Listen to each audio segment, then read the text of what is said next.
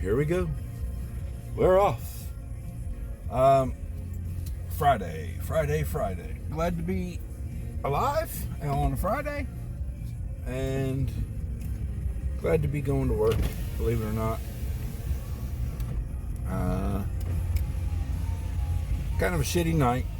I don't know why lately on nights that I'm getting up for work, I am not having good nights. I guess I'm taking the Delta 9s to help me sleep, and I'm not taking them on nights I'm getting ready for work in the morning because I don't want to oversleep or be so groggy like I've had the 9s do me before. So I'm doing a smaller dose of a Delta 8, and it's just not hitting me the same, and I'm not sleeping well. Last night, I had a different issue, or an additional issue, I guess maybe I should say, where I had a blood sugar crash. I was a little nervous at dinner that maybe I had taken too much insulin, and maybe that's what it was. Maybe it was just, I always kind of dip during the night.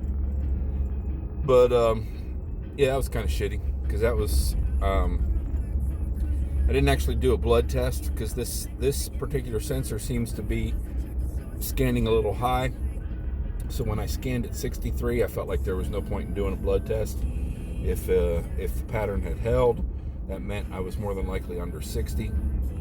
And based on how I felt, I was under 60. It's weird. It's a really hard thing to describe sometimes, and it's not always the same. Sometimes it's like you're drunk. Sometimes it's like you're having a heart attack. Sometimes it's just a gut feeling. And it was a gut thing too. Oops. Oh, there was a bunny rabbit. Right where there was a deer on Wednesday, a damn rabbit. Oops. So, anyway. So that was no fun. I actually took a glucose tablet and waited a little bit and scanned, and it was going up but not a whole lot, and then I just kind of felt like maybe it was just like my gut, like I was just nauseous, and I went and took some Gaviscon, and to be honest, I'm not sure how many I took. I think more than I normally would in that situation, and that of course then with the 115 carb glucose tablet. I don't even think it's 15 carbs. Anyway, one of those and a handful of Gaviscon, and I got well up over 100. But yeah, I really felt like crud there for a while. Anyway, not great for a night's sleep. Hopefully it won't fuck me up too much later today where I'm just so groggy and not wanting to exercise or do any of the yard work I was hoping to get done today. I guess that's all for now. Maybe I'll check in a little bit after work. Normal routine today. Lottery. Actually recycling, then lottery. And might throw in a stop at the bank too. I'll have to think about that one. Trying to save up some of my lottery spending to get some stuff done around the house again.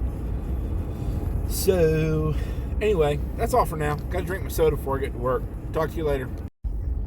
All right, work is done.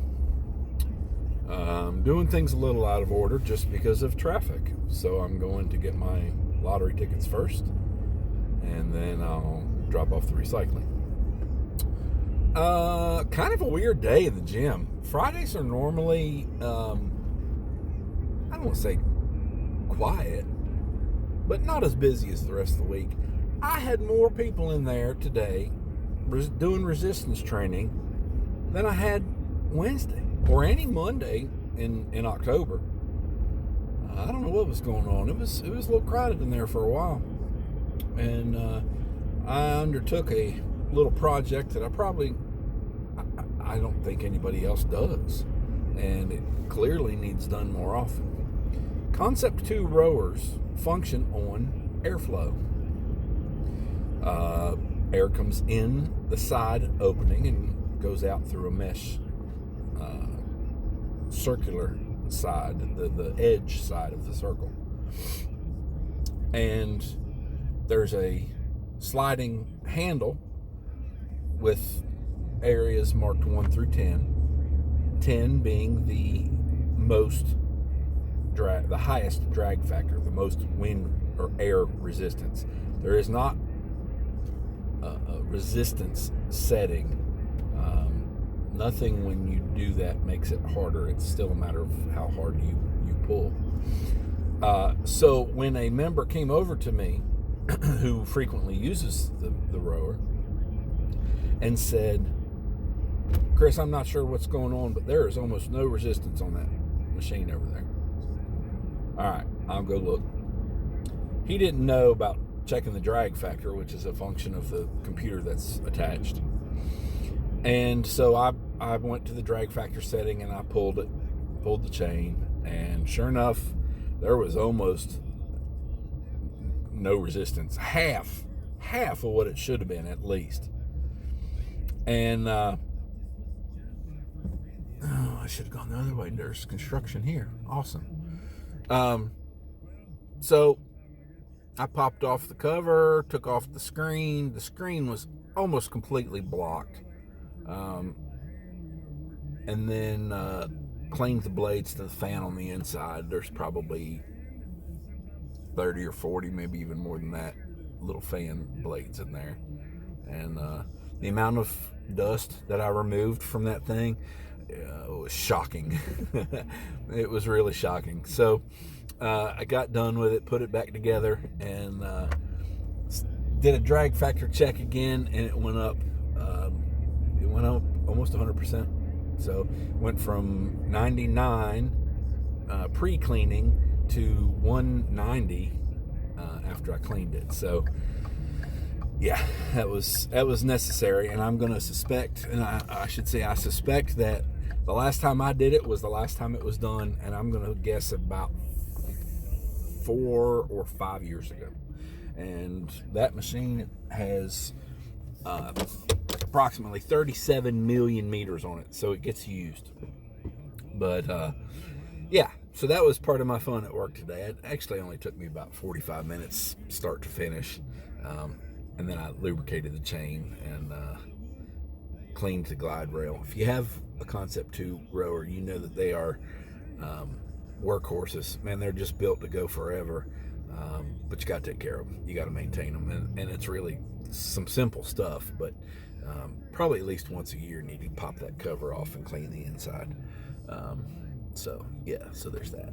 But anyway, all right, I'm gonna go get my lottery tickets for the week, and maybe I'll holler at you again before I get to the house, and maybe I won't. All right, I don't know if you can even see me. There we go. There's some vicious glare there. So I forgot to tell you, I really kind of hate to bitch about it. But bitching's what I'm good at. Excuse me. So my feet are fragile, whether I want to admit it or not.